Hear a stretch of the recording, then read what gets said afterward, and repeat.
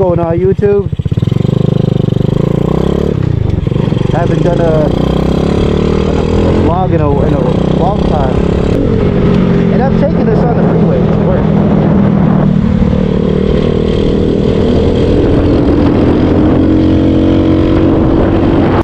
Yeah, if you're hesitant about buying one of these, man, just buy it. Like, I know now, even on Facebook Marketplace, like there's people trying to sell it for, I don't know, 1,800 is the most I've seen it. Like, you might as well just get a real Honda Grom at that point, because I don't know, those people are crazy. Because when I got this bike, it was $1,200 shipped to my door.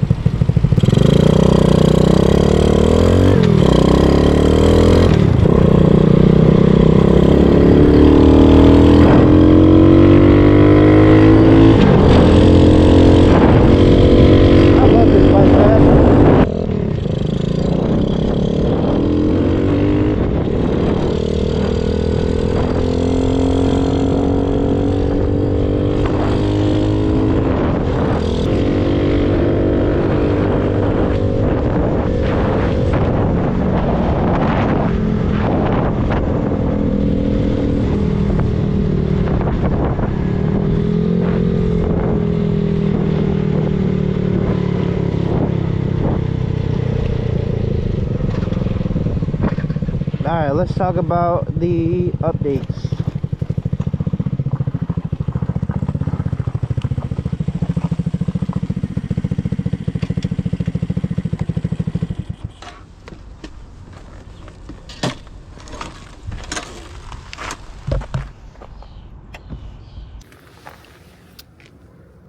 Alright, let's talk about the updates that I've done on this.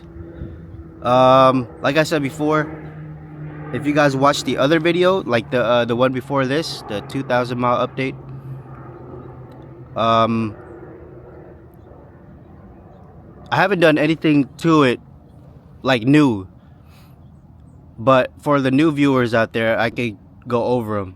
Only thing that's different for today's ride would be I went 17 tooth up in the front and kept the back sprocket the same. I don't know what the stock is, but I haven't done anything to it. So of course I got adjustable levers. I think these are probably like, I don't know, less than $20 on Amazon. $20. The grips were like $10. And this was also, I'm not really sure, but most of the parts that I got was under $20. Either under 20 or under 10, one of those.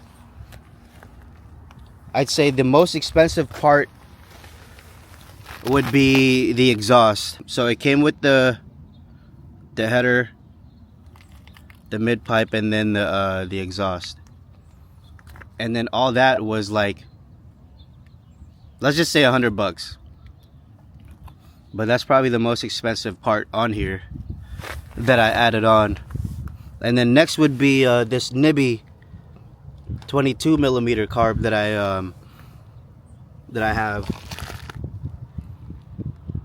This right here is a must.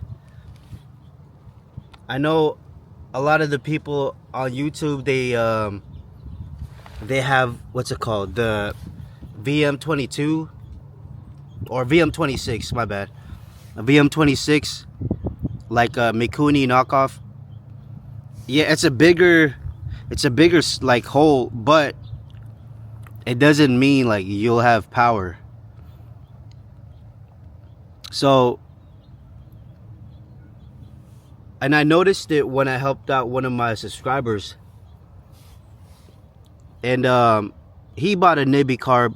It was a 22mm, and I had the 26, so I knew it like right away. There was a big difference when I put on his 22. There's a big difference, like response wise. The 22 was a lot more responsive and it had more torque. So that's for the carb. And like this right here, the throttle tube, it came with the cable as well. And of course I got myself these LED turn signals. Here, I'll show you what they look like.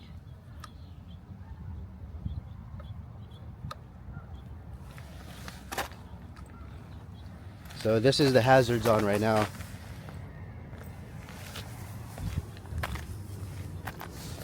And then I also have the tail light, which is right here.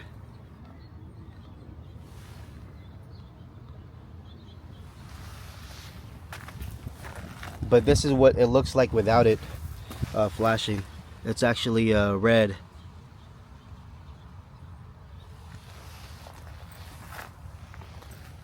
And of course, you know, I got myself a charger as well that tells me the voltage. It's like a voltmeter. Tells me the voltage of the battery.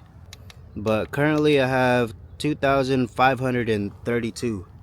But this right here comes in handy though. There's voltage, there's voltmeter and voltmeter slash charger.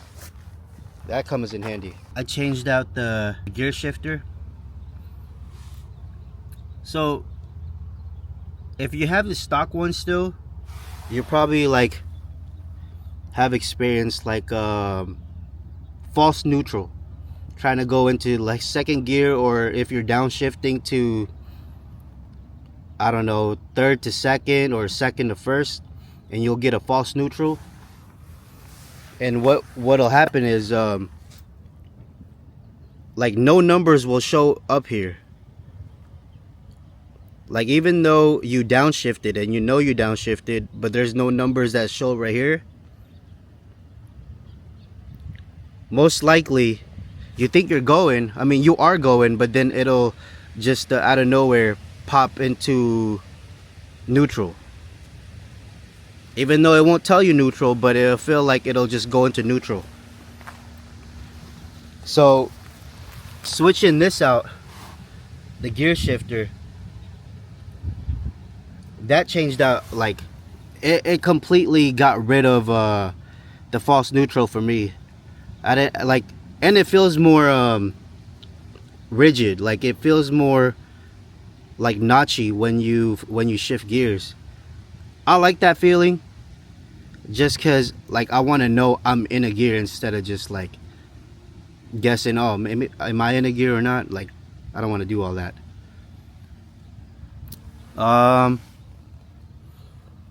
But as far as everything else, everything is stock. Like I said, the only thing I did change out was as far as like my last update video would be the 17 up front, the 17 teeth up front, which is behind this cover right here. And there's a video I made, so if you want to click on my channel, there's plenty of videos that have it on YouTube also that other channels made, but they cut the bottom part of this just so the 17 could fit without it grinding on the casing or the cover for the chain.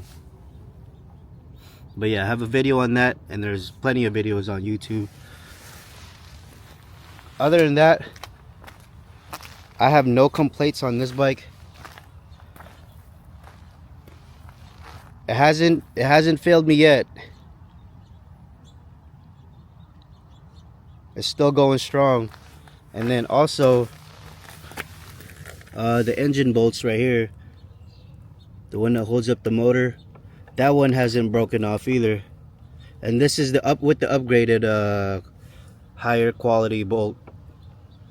And I put a white marker on there just so I know if this thing broke or it got loose, then I know, and the white marker doesn't like line up anymore.